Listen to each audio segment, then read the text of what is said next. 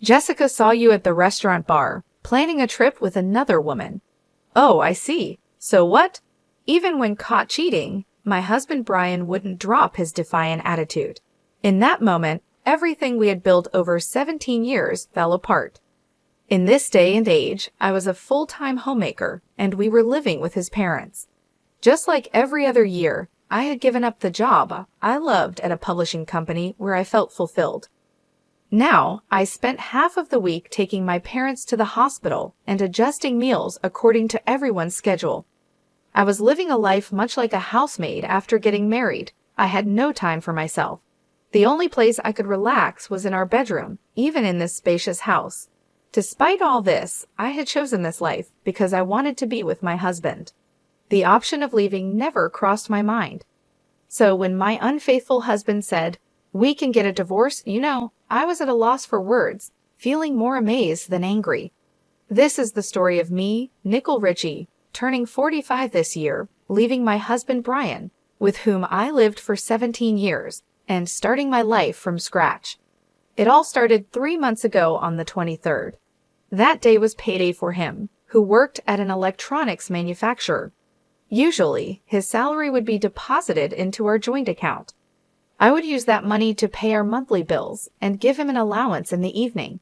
However, 3 months ago, his salary wasn't deposited into our joint account. I thought there must have been some technical glitch, so when he got home in the evening, I asked him about it. "What do you mean you changed the deposit account without saying anything to me?" He had switched the account to his personal one. "But what about our payments? These bills are due on the 25th. I couldn't keep up with the sudden change and just thought of the immediate concern. Without thinking, he said, "Just let me know how much you need, and I'll transfer that amount into the joint account." He said this while taking off his suit with his back turned to me. He wouldn't even look me in the eyes. "So why did you change it?" I couldn't think of any reason for this. In the 17 years we'd been together, we had never changed the account. We were saving in our joint account, so it wouldn't be a problem if his transfer was late. It's not like our bills would fall behind. Maybe I didn't need to press the issue, but I couldn't help wondering. Why didn't he trust me with our finances? Did I do something wrong? I didn't remember overspending, but I thought maybe I had unknowingly upset him. If so, I needed to apologize. That's what I thought when I asked him, but he seemed to think I was blaming him. He threw his freshly removed shirt onto the couch and glared at me. "It's my hard-earned money, isn't it?" "Yes, it is. But why do I need your permission to use it?" I couldn't understand his words. I'd been giving him a $800 allowance every month, but that was just a temporary arrangement. If his expenses piled up, I would give him more.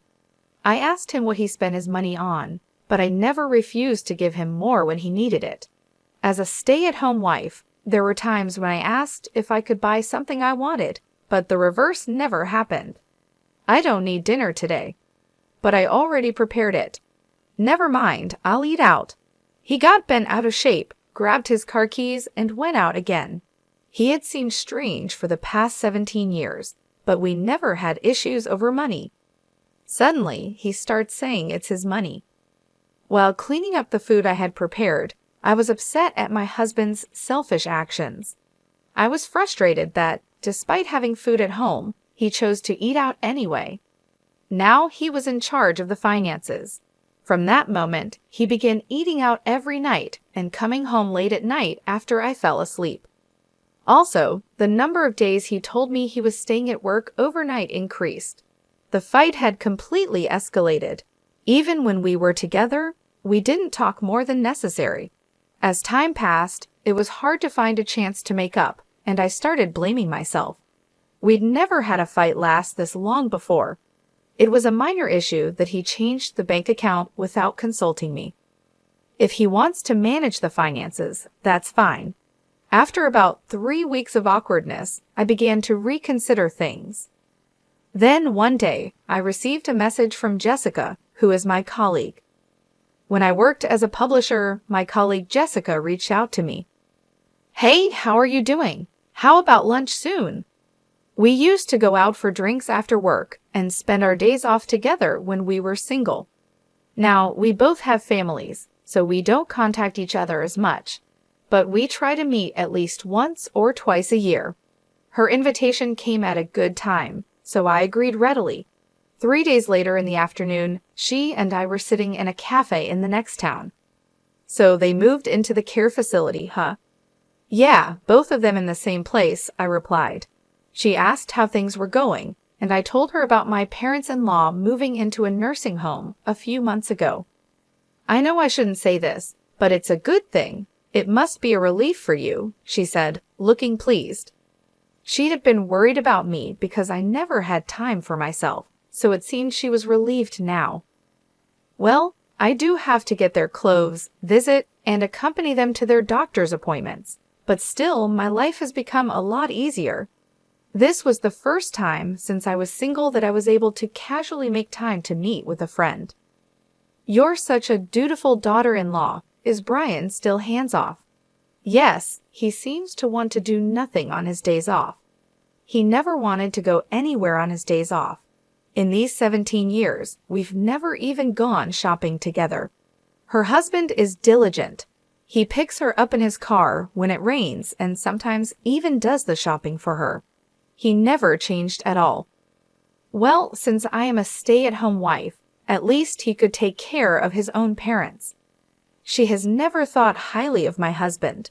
We both had jobs when we got married, but he never helped with the household chores. There were days when I was too tired to do housework. He found it unbelievable and suggested I become a stay-at-home wife. I didn't want to quit, but I resigned as he suggested and became a full-time homemaker. Soon, I was asked to live with his parents, and I ended up taking care of them. The reason I couldn't talk back to my husband was because of the significant difference in our incomes. He is 7 years older than me. By that time, he already held a position at his company, and his income was more than double mine. Can you earn as much as I do? If you can, I wouldn't mind quitting, he'd say, making me speechless. I discussed my true desires of not wanting to quit my job with her. I even cried on the phone, overwhelmed by having no time for myself. I understand if she holds a negative view of him because of my venting. After a while, the warm vegetable salad we ordered arrived. As she served it on smaller plates, she asked again, "So, how are things with him?" I thought for a while and nodded affirmatively. I'd actually come to discuss our big fight, but I didn't want him to be seen in a worse light. Jessica paused, holding the serving tongs and staring at me, who only managed to nod in response. Trying to keep my smile to not arouse suspicion, she stopped serving the salad midway. "I'm sorry, I asked it the wrong way. Nickel, things aren't going well with him, are they?" she said, as if she knew something. I was left flustered and unable to respond. She started talking about something that had happened a few days ago. That day, she was at a dining bar near her office for a work after party. When she went to use the restroom, she passed a man in the aisle who turned out to be my husband. He didn't seem to recognize her, so she decided against calling out to him.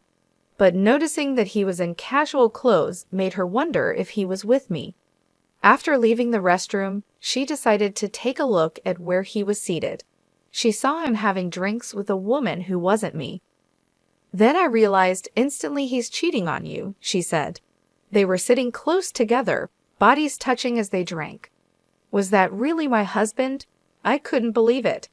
That day, he hadn't come home due to working overtime, so there was no reason for him to be in casual clothes. Moreover, he seemed genuinely busy lately. Does he even have the time for cheating in his current state? Although we've been on bad terms recently, I can't imagine him resorting to cheating. I just don't see him as that kind of person. Sensing my thoughts, she sighed and added, "For the upcoming long weekend, he mentioned going to a place in Laguna Beach." He was showing information about the accommodations on his phone and mentioned something about a prime-grade steak dinner. You could probably find the hotel if you search from there. She started searching for the hotel on her phone. While at the cafe, I was still hoping that it was just her misunderstanding. However, as soon as I got home, I started looking through his clothes. I don't remember exactly how many clothes he has, so I wouldn't know what was missing. But I did notice that 3 or 4 of his favorite shirts were gone. Until last year, he would immediately wear them after washing, and they were always at the front of the drawer. Now, they were nowhere to be found, even after searching every corner, the back of the closet, and the drawers of rarely used cabinets. Literally everywhere. The only thing that came to mind was him working overtime, and even on weekends, due to his busy schedule. I remembered the look on his face when he told me he had spent a night in the company's restroom because he missed the last train. As I stood in front of the closet, I heard the sound of an incoming email from my pocket. It was a message from Jessica. The email included the URL of a hotel in Laguna Beach. As I stood there in a daze, I slowly pressed the link, and a stay plan with a dinner, including prime-grade meat, was displayed. I felt dizzy, like I was having a bad dream. There was a part of me that still wanted to believe in him, but I couldn't find his favorite shirt. That was a huge blow.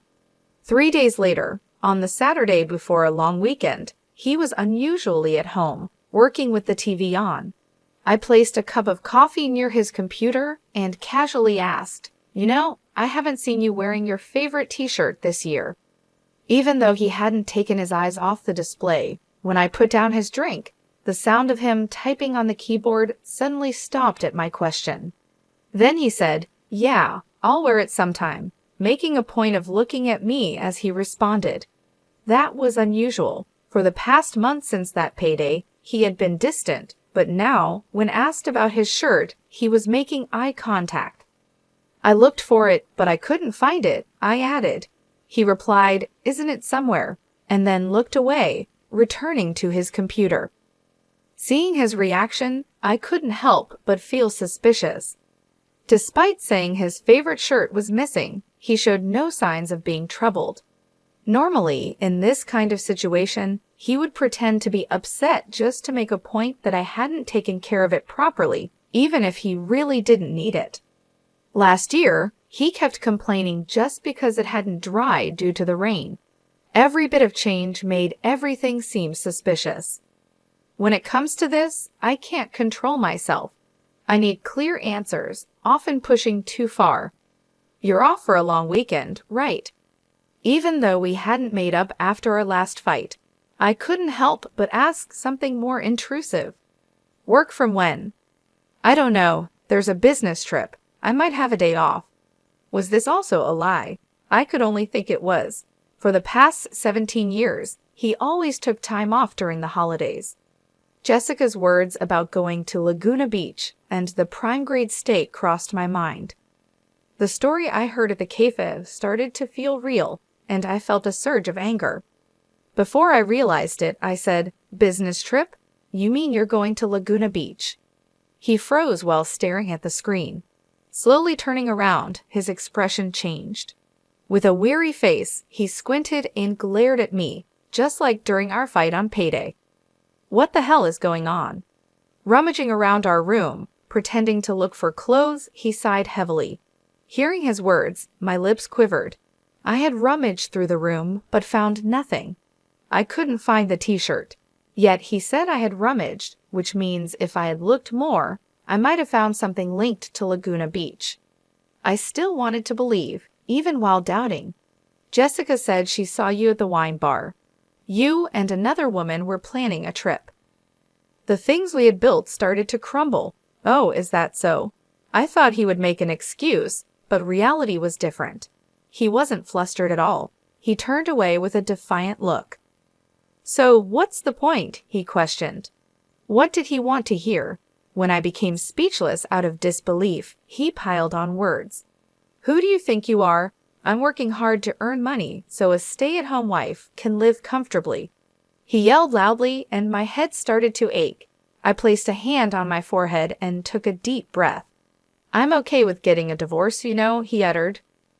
For the past 17 years, no matter what happened, no matter how hard it was, I had tried not to think about it.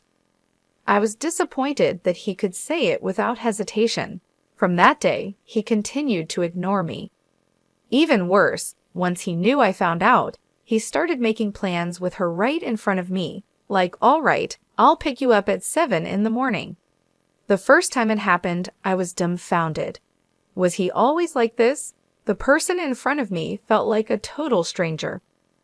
Then the long weekend arrived, and on the day of his trip, I was in the car driven by Jessica, silently watching him cheat. "Nicole, did you get a shot of him putting his arm around her waist just now?" "Yeah, I did." "You should take as many photos as you can, okay?" When I told her about my conversation with him on Saturday, she was furious and said I should break up with such a man.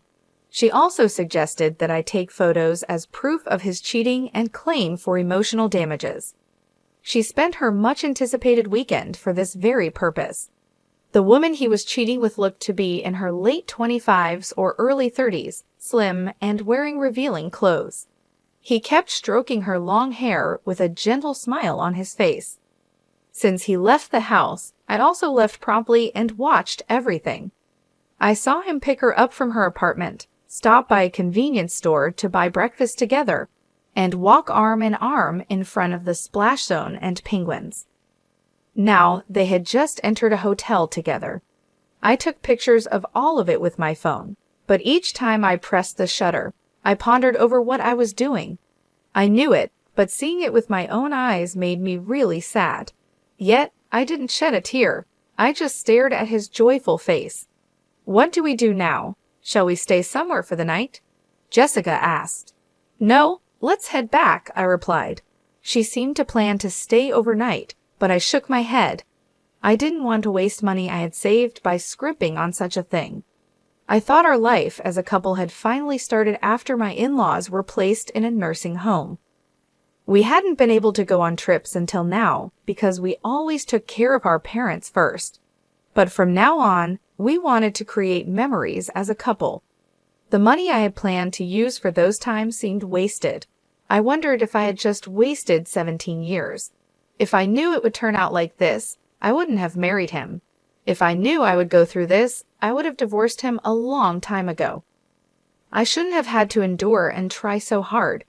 Seeing his smile today for the first time in a while made me want to redo those 17 years. Though I wanted to cry, I couldn't and just kept sighing. Jessica had been quietly listening, but suddenly started the car engine and checked the time. "What time is it now?" "After 4 o'clock, I replied. Then she called someone and smiled at me. "Hey, Nicole, let's move out right now." "Huh?" "Ah, hello. Sorry to bother you during the long weekend. I appreciate your help." I was taken aback by her sudden proposal. She was about to start something, and I shook my head at her while she was on the phone, but she ignored me and went on saying it's all good. From that moment, Jessica was very energetic. While driving, she called various places on her car's navigation system and gathered people to come to my house. About 5 hours later, we got home in the evening. In just 2 hours, all my belongings in the house were packed into cardboard boxes. It was literally unbelievable. "I didn't want to talk about work since you didn't want to quit, Nicole, but I've transferred from a fashion magazine and now am the editor-in-chief of a local magazine." In the car, she made various calls to the moving company, a real estate agency, and also to a lawyer who knows Brian. She had expertly adjusted the schedule so that the service people's visiting times did not clash. I moved according to her instructions. Minute by minute, I packed only my valuables into a box, and the rest were done by the movers. The real estate agent introduced me to a house that could be moved into within a few days. For the time being, my belongings were sent to her house, and I ended up staying with her for a few days. After the truck packed with my things left, a lawyer visited me.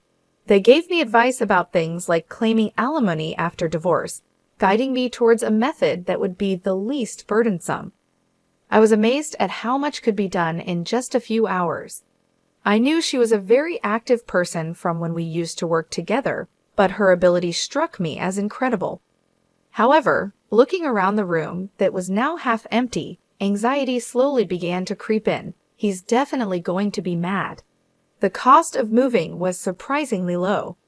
The studio apartment was affordable, and even the consultation with the lawyer was free. Yet, it was still costing money.